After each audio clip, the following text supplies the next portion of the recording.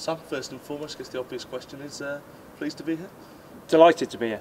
Honestly, it's a huge honour for me, first of all, to be a manager, but secondly and more importantly, to be manager of such a club with such prestige as what Wrexham is. What was the draw for you to become the next manager of Wrexham Football Club? You know, this club has got huge potential.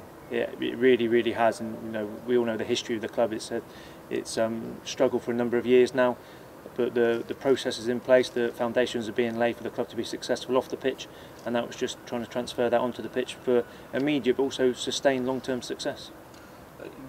This is your first job in first team management. However, you have been coaching for quite a few years now, whilst also playing at the likes of Coventry and Wolves. Yeah, as there was a player in the last 4 or 5 years of my career, the managers have entrusted me to be part of their coaching, although in an unofficial capacity.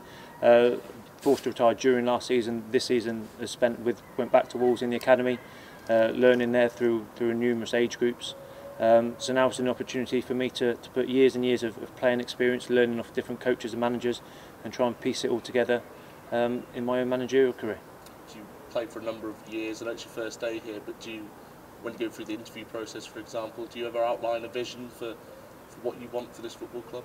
Yeah, I think I have an idea of how I like football to be played. I have an idea of what I think it takes to be successful for the immediate but also long-term success. You know, the most important thing is probably that. And I think you probably evolve that over years and years, and you take different bits from different coaches, different managers, and I'll probably start evolving my ideas 4 or 5 years ago, and it's just a question of piecing it together and fitting what fits the club, and my ideas fit the way the club structure is, the way the club runs, the ideas behind the club, you know, and what this club wants. The club wants to be successful, and I want to be successful. Yeah, and as you mentioned, it's a big club, and with these sort of jobs, there can be some pressure. Is that something that you can thrive on? Pressure is where you want to be. You know, it's first team environment. There's pressure at all levels, and this club's no different. Yes, we are one of the biggest supporters clubs in the league. We don't have a divine right to be out of this league, but that's where we want to be. I come to work every day, and I have done my entire career to be the best I can be, and with that is what I'm bringing into this in the new stage of my career is to be the best I can be, and with that hopefully will be success. You played in the higher echelons of the football pyramid. Was the level that you go into management, with this being National League, non-league club, was it ever a problem for you, or was it just about the right fit of the club?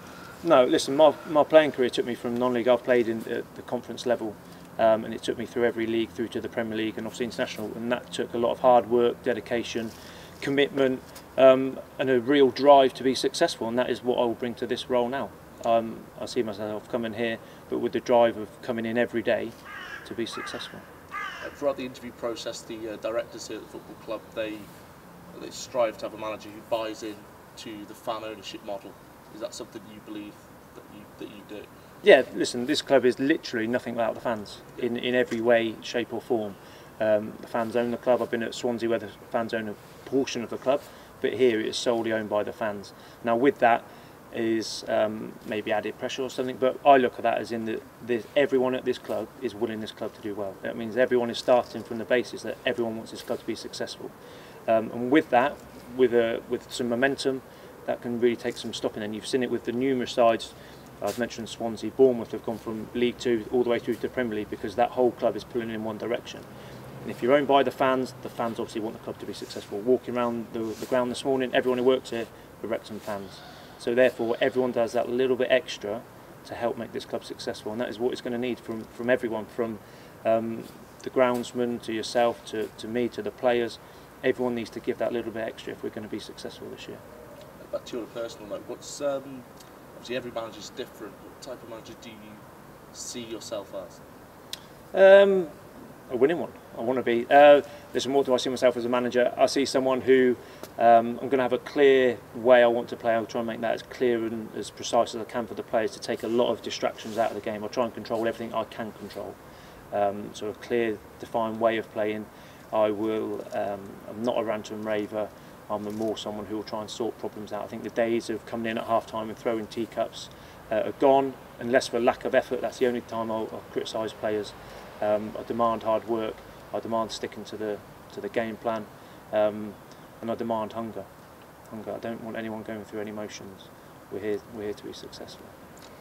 Wrexham Welsh club. Obviously, you are 52 caps for the Welsh national team. So almost one of the draws for you, that Welsh heritage that you have got. Yeah, definitely. Listen, I've been fortunate enough.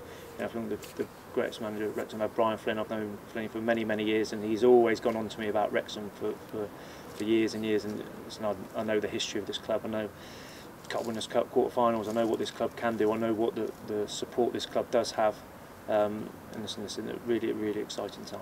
You mentioned like Brian Flynn. You played under a whole host of really great managers. Would you ever take anything that they've taught you into your management career? Definitely.